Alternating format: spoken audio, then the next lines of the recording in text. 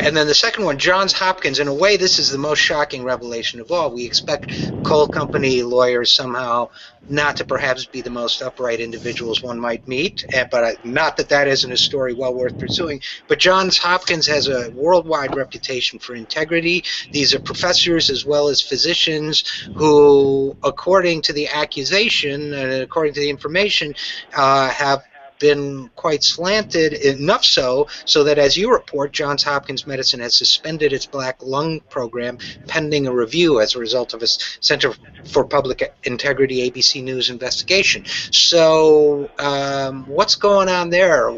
You also write that these doctors didn't benefit personally. So what do you think is going on at Johns Hopkins?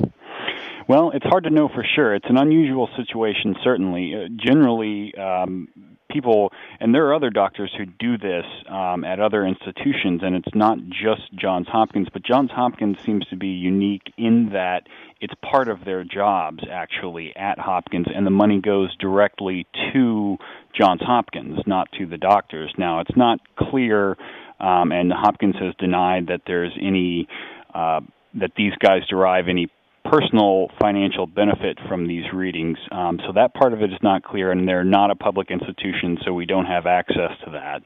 But it is a somewhat interesting arrangement that you don't see elsewhere. Well, I would say so. And as we look at it, you've been working on this story for some time now. What are the questions you feel haven't been answered yet in this story? Well, there are a number that relate to Johns Hopkins. I mean, you mentioned that they're conducting an internal review.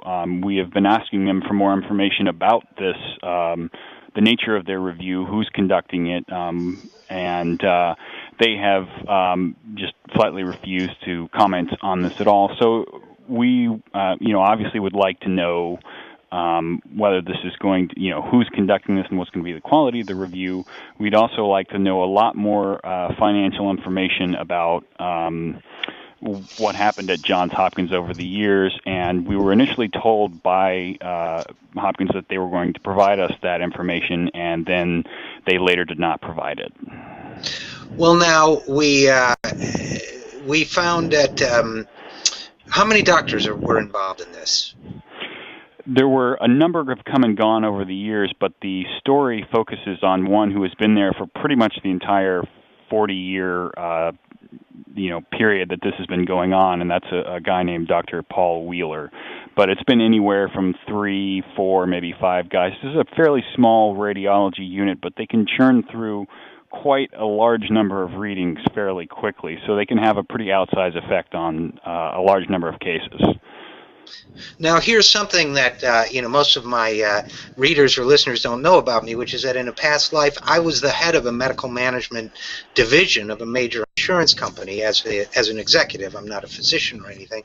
And I have to tell you that the kinds of behavior you're describing, not only does it seem outrageous in terms of medical ethics, but even, and believe it or not, there is such a term, even insurance ethics, it seems way out of bounds for me. I had medical directors work for me for years, and I can't, and I'm medical advisors, second opinion people, I can't conceive of a situation where physicians would see x-rays or MRIs or anything over and over that appear to overwhelmingly point to one conclusion and yet consistently say that that conclusion isn't accurate. To me, it's almost unthinkable. So have you found any evidence of this perhaps being exclusive to the coal industry, which I don't know at all, wasn't involved with? Were other doctors doing this? Is it localized to Johns Hopkins? I mean, as I guess my last question for you, is this an extreme example of an industry, extreme example of a medical unit, or perhaps we don't know yet?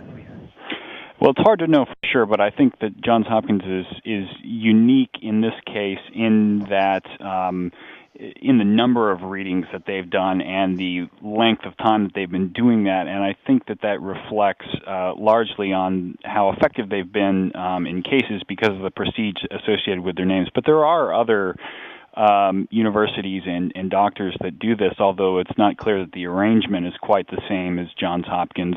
And also I would mention that the Johns Hopkins unit has primarily does black lung now, but also has been involved in asbestos claims and does industrial monitoring for some companies. So it may not entirely be confined to black lung. We don't know. It's just a very hard universe to define. Well, Chris Hamby, I hope you'll stay on this story because it's very important. You're doing great work here, and thanks so much for coming on the show.